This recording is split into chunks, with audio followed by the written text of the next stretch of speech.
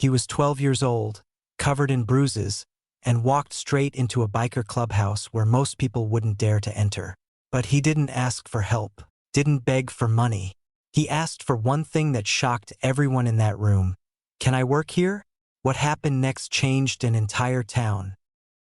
The door groaned on rusty hinges, and every head in the Rust Fangs clubhouse turned toward the sound. Conversations died mid-sentence. Pool cues froze mid-strike. Someone killed the music. Standing in the doorway was a kid, maybe 12 or younger, drowning in a gray hoodie 2 sizes too big. His sneakers were held together with duct tape, the kind of repair job that spoke of necessity, not fashion. His hands were shoved deep into his pockets, and his face was angled down, but not enough to hide the purple-yellow bruise spreading across his left cheekbone. "Wrong address, kid," someone called out from the back. A few others chuckled, already turning back to their beers and card games. But the boy didn't leave. He stepped inside, letting the door swing shut behind him with a heavy thud that felt too final for comfort. The clubhouse smelled like motor oil, stale coffee, and decades of cigarette smoke baked into the walls. The concrete floor was stained with grease and God knew what else. This wasn't the kind of place most kids would think to visit. "I'm looking for work," the boy said, his voice steady but quiet. "After school. I can sweep floors, clean tools, organize parts. Whatever needs doing." The laughter came then, louder this time. Razor, a big man with a beard like steel wool, slapped his knee. "You hear that? Kid wants to join the crew." But Keller wasn't laughing. The sergeant-at-arms sat in the corner, a mountain of a man with a shaved head and a scar that ran from his temple to his jaw, a souvenir from Fallujah. He'd seen a lot in his 48 years. Taught weapons handling to Marines, pulled friends out of burning Humvees, buried more brothers than he cared to count. And he'd learned to read people the way others read books. What he saw in this kid's face wasn't desperation. It was something harder, determination wrapped around shame, held together with the kind of quiet strength that came from surviving things children shouldn't have to survive. Keller stood, his boots heavy on the concrete. The room went quiet again. When the sergeant-at-arms moved, people paid attention. "What's your name?" Keller's voice was gravel and whiskey. "Noah." "Noah what?" The boy hesitated. "Collins. You live around here, Noah Collins?" "Oak Street. The yellow house with the chain-link fence." Keller knew that house. Foster home. The Hendersons ran it, Clive and his wife Barbara. The place had a reputation, though nothing official. Kids came and went. No one asked too many questions. "How old are you?" 12. "I'll be 13 in March." Keller walked closer, and Noah's shoulders tensed. But he didn't step back, didn't flinch. That told Keller more than any words could. "That's a nasty bruise," Keller said, nodding toward the boy's face. "I fell." "Off what?" "My bike." "You ride a bike to school?" Noah's jaw tightened. "Sometimes." "Where'd you fall? Street? Sidewalk? Gravel?" The boy's eyes flickered, just for a second, and Keller saw it. The calculation. The weighing of truth against consequence. "Does it matter?" Noah's voice carried an edge now, thin and sharp. "Yeah," Keller said quietly. "It does." The silence stretched between them like a wire pulled taut.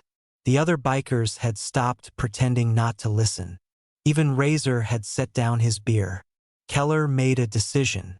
"Tell you what, I need to check the garage, see what kind of work we've actually got. You wait here. Don't touch anything. Don't talk to anyone. Just sit." He pointed to a battered couch near the window, the one with springs poking through and stuffing leaking out like old wounds. Noah walked over and sat down, hands still in his pockets, eyes fixed on the floor. Keller didn't go to the garage. He went to his phone. 2 hours passed. The clubhouse carried on around Noah like he was furniture. Men came and went. Tina, the club's cook, emerged from the kitchen with a sandwich and a Coke, setting them on the armrest beside him without a word. Noah stared at them for 10 minutes before finally eating, slow and careful, like someone who'd learned not to waste food. When Keller finally returned, the boy was exactly where he'd left him. Hadn't moved to the bathroom. Hadn't asked questions. Just waited. "All right, Noah," Keller said, crouching down so they were eye level. "Here's the deal. We've got work. Sweeping, organizing, cleaning tools like you said. $10 an hour, 3 days a week after school. Tuesdays, Thursdays, Saturdays. 2 hours each day. You show up on time, you work hard, you don't steal, and you don't lie. Ever. Can you do that?" Noah's eyes widened, just a fraction, and Keller saw something shift beneath the steel. He saw hope, fragile and uncertain, like something fragile finally daring to exist. "Yes, sir." "Good. We start Tuesday. 4 o'clock. Don't be late." Noah stood, nodded once, and walked toward the door. His hand was on the handle when Keller spoke again. "Noah." The boy turned. That bruise didn't come from a bike. It wasn't a question. Noah's face went blank, that careful mask sliding back into place. "Tuesday," Keller repeated. 4 o'clock. The door closed behind him, and the clubhouse exhaled. "What the hell was that about?" Razor asked. Keller walked to the window, watching the small figure in the oversized hoodie disappear down the street, shoulders hunched against the cold.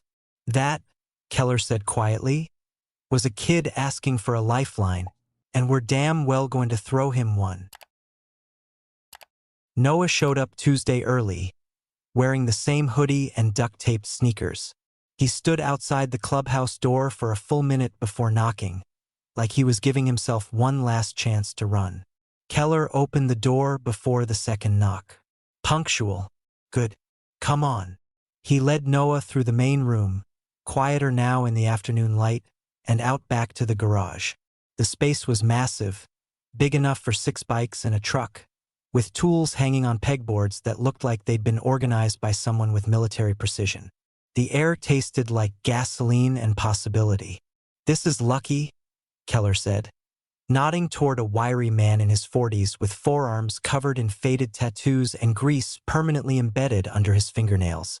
Lucky was bent over a Harley engine, hands moving with the confidence of someone who'd rebuilt 1,000 motors. Lucky straightened, wiping his hands on a rag that might have once been white. He studied Noah with sharp eyes that had seen too much hardship and not enough kindness. "Kid's gonna help with cleanup and organization," Keller said. "Show him what needs doing." Lucky grunted. "Brooms in the corner. Start there. When you're done, I'll show you how we sort parts." Keller left them to it, and Noah got to work. He swept like his life depended on it, methodical, thorough, getting into corners that probably hadn't seen a broom in months. Lucky pretended not to watch, but he noticed. The kid didn't cut corners, didn't complain, just worked. After an hour, Lucky called him over. "You know anything about engines?" "No, sir." "Stop calling me sir. Makes me feel old." Lucky pulled out a cardboard box filled with bolts, washers, and various metal pieces. "These are engine components. They got mixed up when Razor knocked over 3 boxes like a damn elephant. I need them sorted by size and type. Bolts with bolts, washers with washers. Think you can handle that?" Noah nodded and sat cross-legged on the concrete floor, dumping the box out in front of him. Lucky went back to the Harley, but kept one eye on the kid. What he saw surprised him. Noah didn't just sort, he organized, created little rows, lined things up by size with the kind of precision that spoke of a mind that craved order in a chaotic world. After 20 minutes, Lucky walked over and found the parts arranged better than he could have done himself. "You're good with your hands," Lucky said, and something in his voice was softer than before. Noah looked up, and for a half second his guard dropped. "My dad used to fix cars. Before." "Before what?" The guard slammed back up. "Before he left." Lucky knew better than to push. He'd learned the hard way that some stories came out in their own time, if at all, and that patience meant more than prying. "Well," Lucky said, "if you want, I can teach you some basics. How engines work, how to strip them down and build them back up. Might be useful someday." Noah's eyes lit up like someone had flipped a switch. "Really?" "Yeah, but only if you keep showing up and working hard." "I will. I promise." The door to the garage banged open, and Moose Joe walked in. A bear of a man in his 60s with a white beard and a leather vest decorated with patches that told stories of decades on the road. He'd been the club's VP until his son died 8 years ago. Overdose, though the real killer had been a foster system that bounced the kid through 7 homes in 4 years until he stopped believing anyone would catch him when he fell. Joe had heard about Noah. Heard enough to make old wounds ache. "Keller says you walk home down Oak Street," Joe said without preamble. Noah stood up fast, shoulders tense. "Yes, sir. I'm headed that way. I'll walk with you." "You don't have to." "Didn't ask if I had to." Joe's voice was gentle but firm. "Grab your stuff." They walked in silence for 2 blocks, Joe's boots heavy against Noah's quiet steps. "You like working at the garage?" Joe asked finally. "Yeah. Lucky's teaching me about engines." "Lucky's good people. Rough around the edges, but solid." Joe paused. "How's school?" "Fine. You got friends there?" Noah shrugged, which was answer enough. They turned onto Oak Street, and Noah's pace slowed. The yellow house was 4 down, its chain-link fence rusted and leaning. Through the window, Joe could see movement, a large man pacing back and forth, agitated. "That's your place." Joe already knew the answer. "Yeah." "Who's inside?" "Clive. My foster dad." "He home a lot?" Noah's jaw clenched. "Sometimes." Joe watched the boy's body language change as they got closer.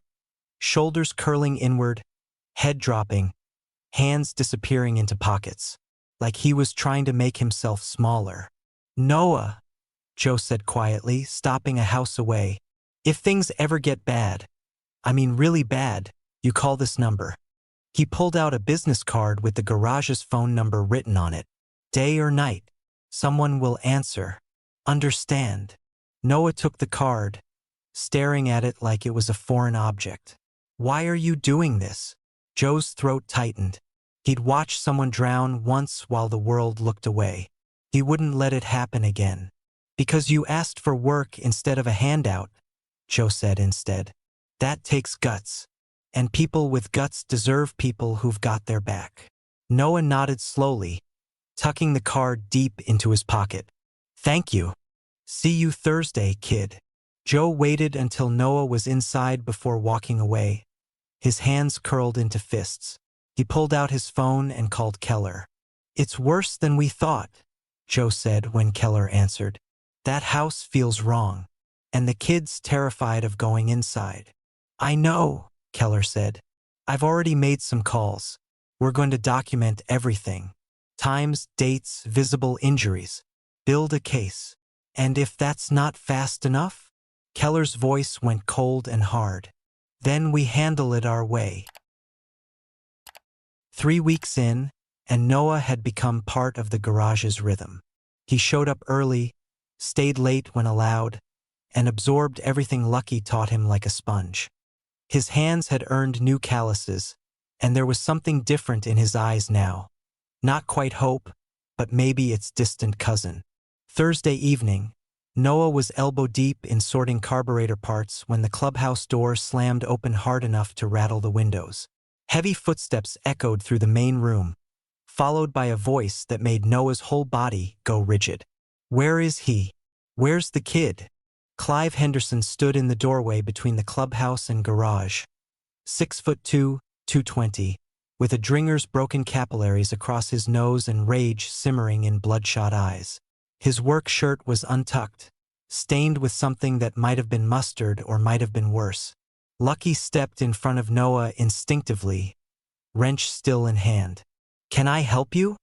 "You can mind your own damn business," Clive snarled. "That's my foster kid, and he's coming home. Now." Noah hadn't moved, couldn't move. His breathing had gone shallow and quick. Keller emerged from the office, moving with the deliberate calm of someone who'd faced down worse threats than an angry drunk. Mr. Henderson, Noah's work shift ends at 6. It's 5:30. He'll be home when his time's done. I don't give a rat's ass about his shift. He's got chores. I didn't give him permission to be here. Actually, Keller said, voice level and cold. His caseworker signed off on the work program. I've got the paperwork if you'd like to see it. That was a lie. There was no paperwork. But Clive didn't know that, and the confidence in Keller's voice made him hesitate. This is bullshit, Clive spat. You people think you can just take in strays? Fill his head with ideas? He's got responsibilities. What kind of responsibilities? Keller asked, taking one step forward. Specifically. Clive's face flushed darker. That's between me and the kid. Is it? Keller took another step.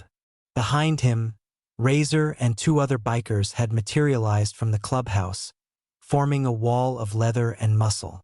Because from where I stand, Noah shows up here with fresh bruises every few days. His caseworker hasn't visited in 3 months, and he flinches every time someone raises their voice. So I'm real curious about these responsibilities. Clive's hands curled into fists, but even drunk and angry, he could count. 5 men stood united behind Keller, whose calm military bearing spoke louder than any threat. You don't know what you're talking about, Clive said, but the fire was guttering out. Kid's clumsy, falls down, and maybe if he wasn't such a screw-up, I wouldn't have to. He caught himself, jaw snapping shut. Wouldn't have to what? Keller's voice could have cut glass. Clive pointed at Noah. You. Home. 1 hour. Don't make me come back. He turned and stormed out, slamming the door hard enough to make the frame shudder. The garage stayed silent. Noah stared at his trembling hands. Lucky crouched down beside him. Hey, you're okay. He's gone. I should go, Noah whispered. If I'm not home. Not yet. Keller pulled out his phone. Joe? Get over here. Now. 20 minutes later, Moose Joe walked Noah home again, but this time Barker followed on his bike, circling the block slowly, making his presence known. When they reached the yellow house, Clive was visible through the window, pacing and drinking from a bottle. You don't have to go in, Joe said quietly. I do. If I don't, he'll call the caseworker, say I ran away. Then I go to a group home, and those are worse. How do you know that? Because I've been in 3 of them. Noah's voice was flat, emotionless, reciting facts. This is number 4. After this, they stop trying to place you. You just cycle through until you age out. Something cracked inside Joe's chest. Kid, it's fine. I'm used to it. Noah managed a weak smile that was somehow worse than tears. Thanks for the job. It's been good. He walked to the door, and Joe had to physically stop himself from grabbing the boy and putting him on the back of his bike. But kidnapping didn't help anyone. There were rules, procedures, systems that had failed his own son, systems that were failing Noah. Joe called Keller the moment Noah was inside. We're out of time. That bastard's going to hurt him bad. And soon. I know. Meet me at Tina's Diner. Tina's Diner was a hole in the wall on the edge of town, the kind that served breakfast all day. She'd been feeding the Rust Fangs for 15 years. She poured coffee before they even sat down. Heard about the foster kid. How bad is it? Bad, Keller said. We need to move fast, but legal. I've got a friend at Child Protective Services, but she needs evidence, documentation, something concrete. Tina nodded slowly, thinking, what's the kid's last name again? Collins. Noah Collins. She disappeared into the back and returned 5 minutes later with a dusty cardboard box.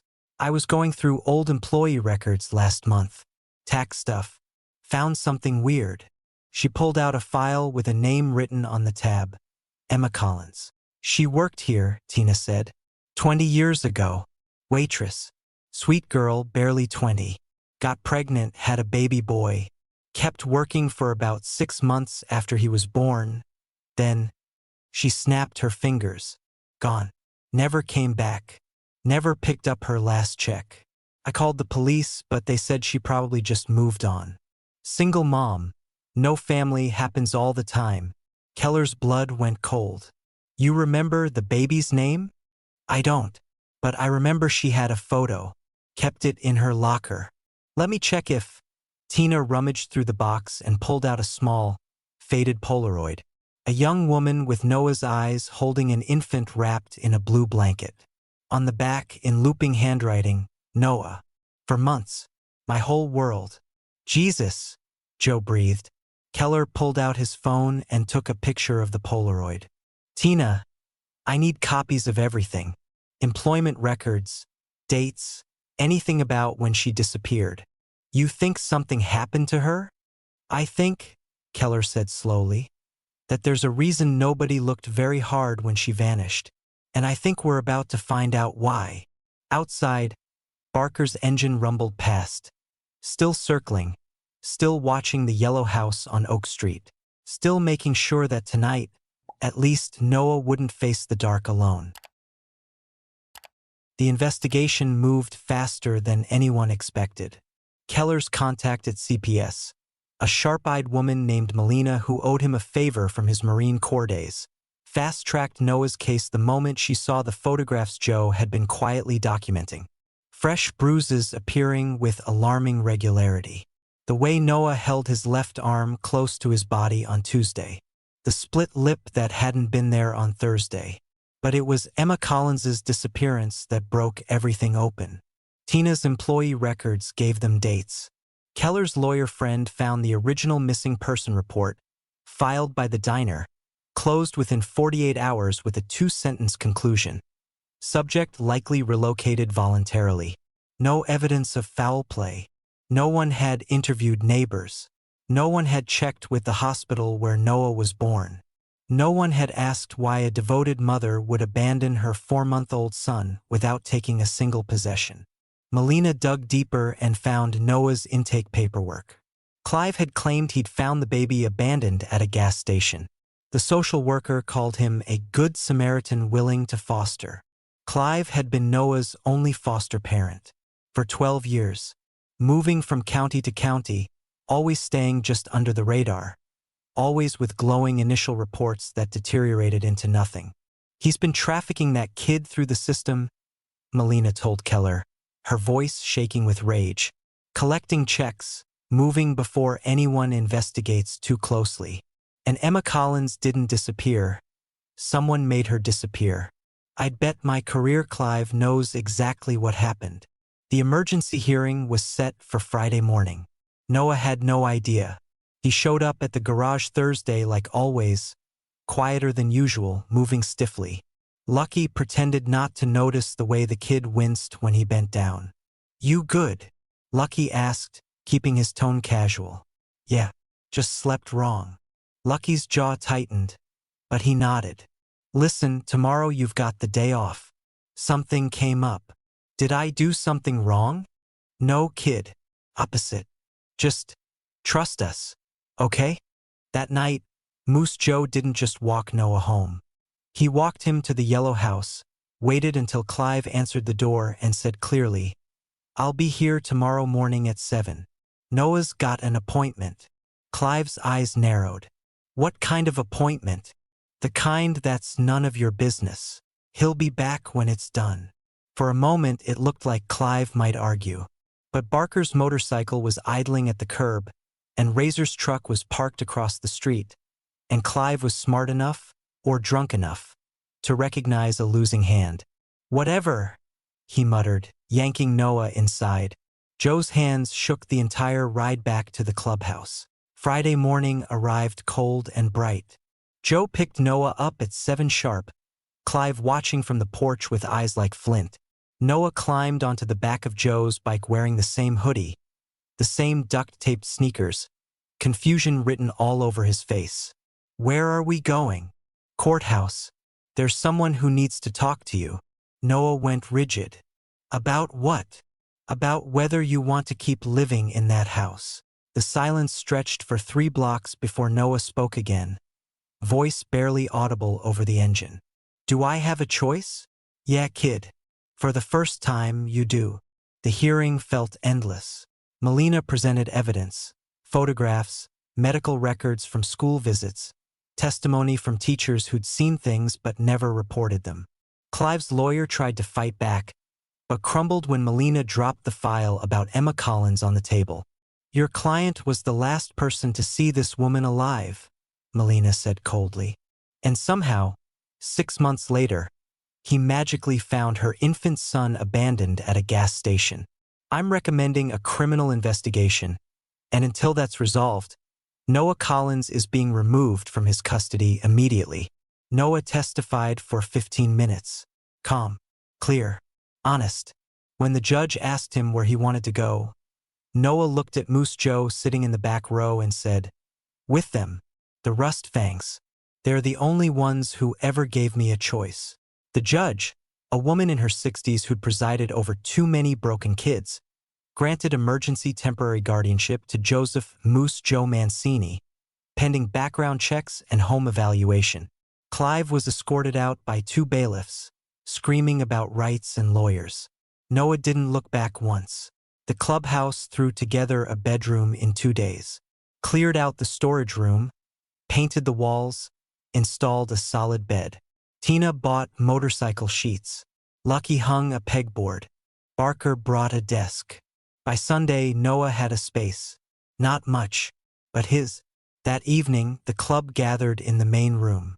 Noah stood awkwardly in the center, still not quite believing any of this was real. Keller raised a beer. To the kid who walked into a biker clubhouse asking for work. You got guts, Noah Collins. And now you've got family. To family, the room echoed. Noah tried to speak, couldn't. Something hot and unfamiliar burned behind his eyes.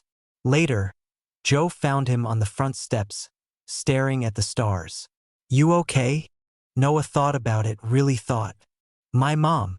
Do you think we'll ever find out what happened? I don't know, Joe said honestly. But we're going to try. And whatever we find, you won't face it alone. Noah leaned against Joe's shoulder, a gesture that would have been impossible weeks ago. Thank you for seeing me. Joe's throat closed up. Thank you for being brave enough to walk through that door. Inside, Noah's homework was pinned to the corkboard next to the week's ride schedule. His drawings, careful sketches of motorcycles were taped to the fridge. In the garage, Lucky had labeled a toolbox with Noah's name. The system hadn't saved him. A caseworker hadn't saved him. The school hadn't saved him. A kid asking for work and a group of broken men choosing to be better. That's what saved him. And sometimes that's exactly how family is born.